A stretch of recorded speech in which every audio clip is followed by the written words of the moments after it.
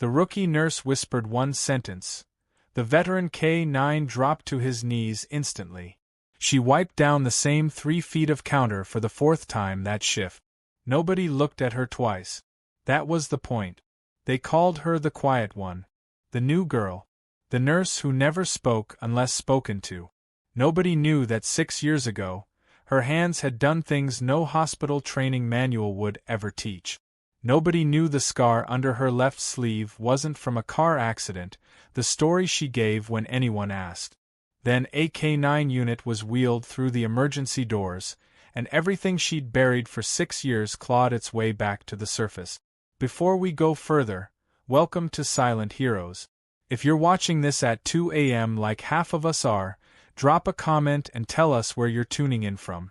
And if you think you know what she's hiding, guess it in the comments before the reveal. Now, hit subscribe, because this story only gets heavier from here. Riverside General sat at the edge of a city that never quite decided if it wanted to grow up or fall apart. The ER was small, understaffed, and running on caffeine and habit. Mara Doss had been on the floor for 4 months. She was 28, though the tired set of her eyes made people guess older. Brown hair always pulled back tight. A thin white scar traced along her collarbone, mostly hidden by her scrubs. She moved through the ward like she was trying to take up less space than she actually did. She had learned the fastest way to survive was to make herself small. Mara Doss wasn't her real name. It was close enough to slip past a background check that nobody had bothered to run too deeply, far enough to keep her old life buried. She kept her answers short. She kept her eyes down. She never mentioned the years she couldn't talk about, the training she wasn't supposed to have, the reason her hands sometimes moved faster than her mind could explain. Dr. Elias Cade ran the ER like it was his personal kingdom. Tall, silver at the temples, always aware of which nurses were watching when he made a decision. He liked being right in front of an audience more than he liked being right. Doss. He said her name the way other people said mistake. When I want your opinion, I'll invent a reason to ask for it. The other nurses laughed, quietly, the way people laugh when they're relieved it isn't them. She said nothing. She never did. Only old Tom noticed. Tom Reyes was 71, a retired firefighter who came in twice a week for his heart monitor check. He'd watched her for a month before he said anything. You're not just tired, he told her once while she checked his pulse. That's a different kind of quiet. That's a quiet somebody trains you into. She'd smiled and changed the subject.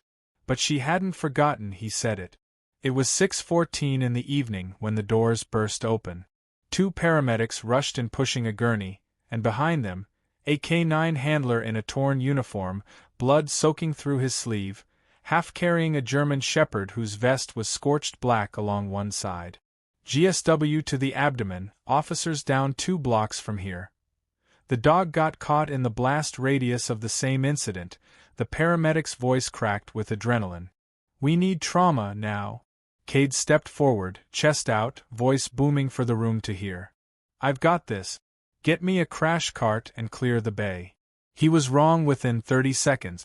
He was pressing gauze against the wrong quadrant, focused on the visible bleeding instead of the silence underneath it, the shallow, rapid breaths, the collapsing color in the officer's lip. Mara's mind snapped into a register nobody in that room had ever heard from her. Tracheal deviation. Absent breath sounds on the left. Jugular distension. Her pulse didn't spike. It slowed down, the way it used to years ago, in places with worse lighting and no backup coming. Tension pneumothorax. Air trapped in the chest cavity, building pressure with every breath, collapsing the lung and crushing the heart's ability to pump. Left untreated for even a few minutes, it kills.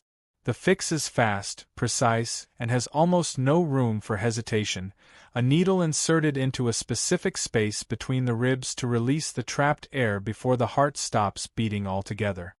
He needs a needle decompression, she said. Now. Second intercostal space, midclavicular line. Cade didn't even turn his head. Nobody asked the janitorial nurse for a diagnosis. The room went quiet the way rooms go quiet right before something breaks. Then the K9 handler, barely upright, staring at Mara like he'd seen a ghost, spoke one word that hit the room like a detonation. Reaper. The word hit the room like a detonation. Every conversation stopped. Every hand stilled. Mara's spine went rigid. Cade's head snapped toward the handler. What did you just say? The handler didn't answer him. He was still looking at Mara. You're Reaper. 60-second rescue. I heard the stories. I thought you were dead. Mara said nothing. Her jaw tightened. Her eyes dropped, just for a second, the old reflex kicking in, deflect, disappear, survive. But the shepherd on the floor let out a low, broken whimper, and beside him, the dying officer's oxygen numbers kept sliding down the monitor, and something in her refused to look away this time. Explain yourself, Cade demanded, stepping toward her. What is he talking about? She didn't answer. Not yet. She was already moving toward the gurney, and for the first time in 6 years, her hands weren't shaking at all. Her hands found the landmarks without hesitation. Second intercostal space, midclavicular line, just above the third rib to avoid the nerve bundle beneath. She swabbed the skin, angled the needle, and pushed through with a controlled, practiced pressure that came from a place far older than 4 months on this floor. A hiss of trapped air escape. The officer's chest, which had been rising in short, desperate hitches, suddenly eased. His oxygen numbers climbed on the monitor. 78, 84, 89, climbing back toward something survivable. Pressure stabilizing, a paramedic said, stunned. How did she? Cade stood frozen, gauze still useless in his hand, staring at a nurse he'd humiliated in front of this same room not 60 seconds earlier. No. I am just done hiding, Mara said quietly, not even looking at him. Her voice had changed. Steady. Flat. Certain. She turned to the shepherd next, kneeling on the floor beside him, running her hands along his ribs with the same practiced calm. Shrapnel wound, right flank. He needs a vet trauma unit, but he's not bleeding out. He'll make it. The dog, despite the pain radiating off him in visible waves, lifted his head and pressed it into her palm. He recognized something in her that the humans in the room were only beginning to understand. Cade found his voice, and it came out sharp with panic dressed as authority. You are not licensed for field procedures in this hospital. That was reckless. That could get this facility sued. He would have died in the time it took you to figure out what was wrong, Mara said. You're suspended, Cade snapped. Effective immediately. Security. A small crowd had gathered by then. Nurses, techs, a janitor who'd stopped mid-mop, old Tom watching from his monitor chair with a look that wasn't surprise so much as confirmation. Nobody moved to escort her out. Nobody spoke in Cade's favor. That was when the doors opened again. 2 people walked in wearing uniforms nobody in that ER recognized right away. Dark green, insignia none of them could place. One was a woman in her 50s with silver-streaked hair pulled into a severe bun. The other was older, walking with the stiff discipline of a man who had spent a lifetime standing at attention. Sergeant Major Doss, the older man said, and the room turned. Or should I say, Captain Mara Reyes Voss, callsign Reaper, 62nd Rescue Unit, 3 tours, 41 confirmed field extractions under fire. Old Tom's eyebrows lifted at the name. Reyes. He looked at her, and something like pride moved across his face. We've been trying to find you for 6 years, the woman added. Your unit commander never stopped looking. Neither did we. Cade's face had gone the color of old paper. This is absurd. She's a nurse. A junior one. She was decorated twice for actions most people wouldn't survive telling, the officer said, cutting him off cold. She's the reason 4 of my men are alive today. And you just suspended her for doing exactly what she was trained to do. I didn't know, Cade stammered. How was I supposed to know? You weren't supposed to know, Mara said. You were supposed to listen. The hospital administrator arrived minutes later, drawn by the commotion, and it didn't take long for the second story to surface, the one nobody had been looking for until now.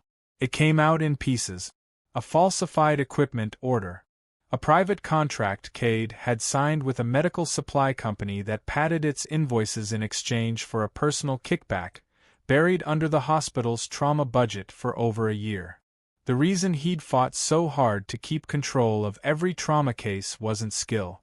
It was to keep anyone from asking questions about the numbers. The tension spiked again fast. A man from the supply company, waiting outside for a payoff that was never going to look right on paper, panicked when police arrived to review the hospital's records.